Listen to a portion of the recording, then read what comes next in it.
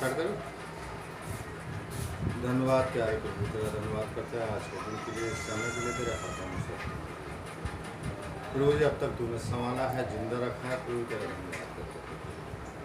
धन्यवाद करते हैं प्रभु जी, तूने सारी विपत्ति महामारी से बचा के रखा है, कोरोना वायरस से बचा के रखा है, हम सबको संभाला है, हमारे देश को संभाला, इसलिए तेरा शुक्रिया अदा करते हैं प्रभु। तू महान और सर्वशक्तिमान है प्रभु यीशु, तू सारी बीमारियों को छुटकारा चंगाई देने वाला परमेश्वर है। हम धन्यवाद करते हैं प्रभु जी, अब तक तूने जो सारी विपत्तियां बचाई हैं प्रभु जी, हटाई हैं प्रभु जी, तूने हम पर रहम खाया प्रभु, तेरा धन्यवाद करते हैं। धन्यवाद करते हैं, प्रार्थना और उद्धार करता प्रभु यीशु मसीह के नाम से मांगते हैं, आमीन। Thank you Lord O Jesus. आज धन्यवाद करते हैं। हम 7 विपत्तियों के विषय में बात करेंगे और 7 विपत्तियों के विषय में मैं बताऊंगा। अंतिम 7 विपत्तियां। मेरा नाम पास्टर राजेश कुमार कटारिया है, मैं दिल्ली में रहता हूँ, आली विहार क्षेत्र में, सत्ता विहार आली विहार क्षेत्र में रहता हूँ। मैं आपको 7 विपत्तियों के विषय में बताना चाहता हूँ वचन के द्वारा। प्रकाशित भाग 16 अध्याय का 1 पद, 7 स्वर्गदूतों ने परमेश्वर के प्रकोप के 7 कटोरे पृथ्वी पर उंडेल दिए और 16 के 2 में, प्रकाशित भाग 16 के 2 में पहली विपत्ति बुरे और कष्टदायक फोड़े हैं और प्रकाशित भाग 16 का 3 में लिखा हुआ है, दूसरी विपत्ति से समुद्र मानो मरे हुए मनुष्यों के लहू के समान हो गया। प्रकाशित भाग 16 का 4 में लिखा, तीसरी विपत्ति से नदियां और पानी के स्रोत लहू बन जाएंगे।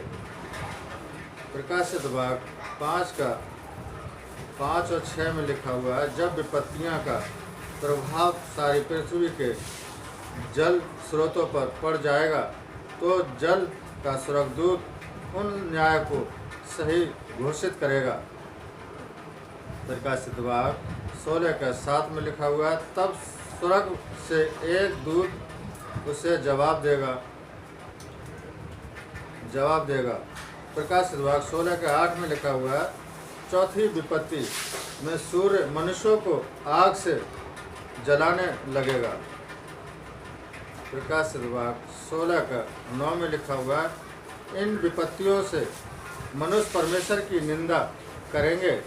यह स्वाभाविक है कि वे परमेश्वर के लोगों पर जिन्हें उन विपत्तियों से कोई हानि नहीं होगी दोष लगाएंगे। प्रकाशित भाग 16 का 10 में लिखा हुआ है, पांचवी विपत्ति अंधकार है जो पशु के राज पर छा जाएगा।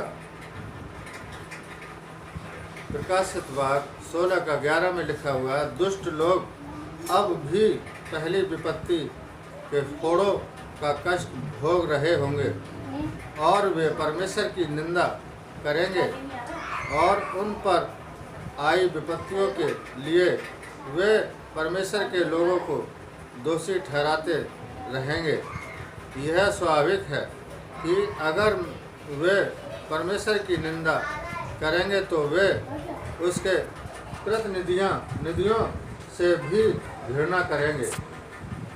प्रकाशित भाग 13 का 15 में लिखा हुआ है, पशु और उसकी प्रतिमा में विशेष जीवन और सामर्थ्य प्रकट होना जरूरी हो जाएगा। प्रकाशित भाग 16 के 12 और 16 में लिखा, छठी विपत्ति से फरात नदी सूख जाएगी। यशायाह नबी की पुस्तक में लिखा हुआ 8 के 7 में, एक